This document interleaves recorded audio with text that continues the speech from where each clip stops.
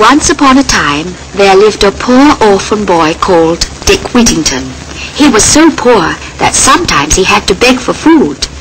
Dick's only friend was a black cat called Tom, whom he loved dearly. Dick would often go without food himself and give it to Tom. One day, Dick took Tom to London to seek his fortune. Dick had heard that the streets of London were paved with gold, but he soon found that this was not true. "Oh, Tom dear, I'm so sorry that you are so hungry. I've tried so hard to find work and earn money so that I can buy food for us." "Ah, I know you have. But where are the streets paved with gold that you told me about?" "I don't know, Tom, but let us ask this gentleman. Perhaps he will know." "Excuse me, sir. Would you please tell me where I can find the streets that are paved with gold?" I'm afraid someone has been having fun with you.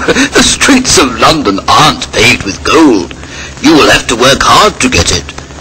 "Oh, but I have tried to find work, sir, but no one will give me any." I see. Well now, you look an honest boy. Would you like to work for me? "Oh, yes, please, sir. I'll do anything." Good. My name is Fitzwarren, and I live here in this house. Now come along. We'll all go in and talk about it. Would you like to work in my kitchen? "Oh, yes, sir. Thank you, sir. My name is Dick Whittington, and this is my black cat. He is my only friend. His name is Tom." "Oh, how do you do, sir? May I come and work for you too?" Oh, of course. I hope you're good at catching rats and mice. "Oh, yes, sir. I'm very good at that." Good. But now you must have something to eat. I'll call my daughter, who will take you to the kitchen. Alice, my dear, I want you to take Dick and Tom to the kitchen and give them something to eat and drink. And tell Cook to give them work to do." "Yes, Father, I will. Come with me, Dick and Tom. They can sleep in the attic upstairs, can't they, Father?" Yes, they can. Well, off you go, and I'll see you again soon. "Oh, thank you, sir." "The way to the kitchen is down these stairs. Here we are." "Oh, Cook, this is Dick and his cat Tom. I want you to give them something to eat and drink. My father has given Dick the job of kitchen boy. Treat him well. Goodbye, Dick and Tom. I'll see you again soon." For several days, Dick worked in the kitchen, but the cook was very cruel to him and made him do lots of hard work and beat him with a stick. And of course Dick was very unhappy. One night, Dick packed his bundle of clothes and taking his cat with him, he crept out of the house. He walked for many miles, and then, tired and sad, he sat down to think. What should he do next?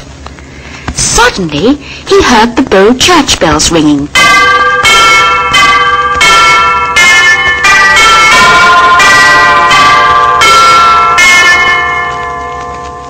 And they seemed to say, "Turn again, Whittington, thrice Lord Mayor of London." "Tom, did you hear what those bells said? Perhaps one day their words will come true. I must go back to Mr. Fitzwarren. Perhaps he will give me a job on one of his big ships. Come along, Tom. Let us turn back again like the bells told us." When he arrived back at the house, he asked Mr. Fitzwarren if he could have a job as cabin boy on one of the ships that Mr. Fitzwarren owned. "Of course you can, my dear boy."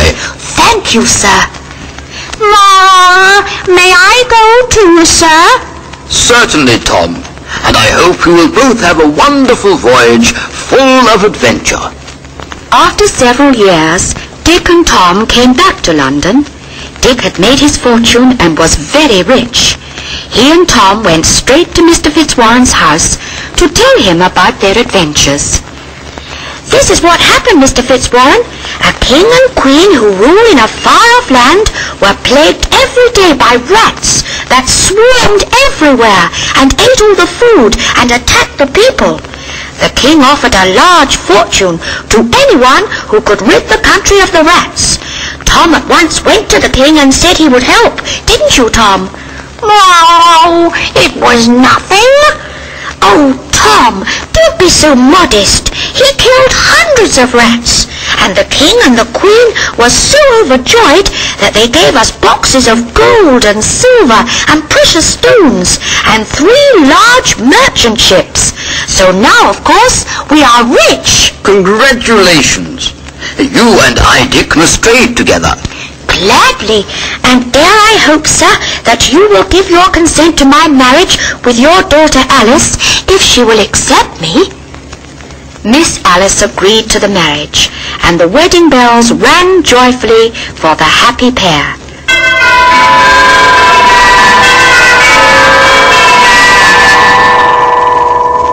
Never did a man make himself more loved and respected than Dick Whittington, so that one day he found himself seated in a glass coach, being called Sir Richard Whittington, Lord Mayor of London.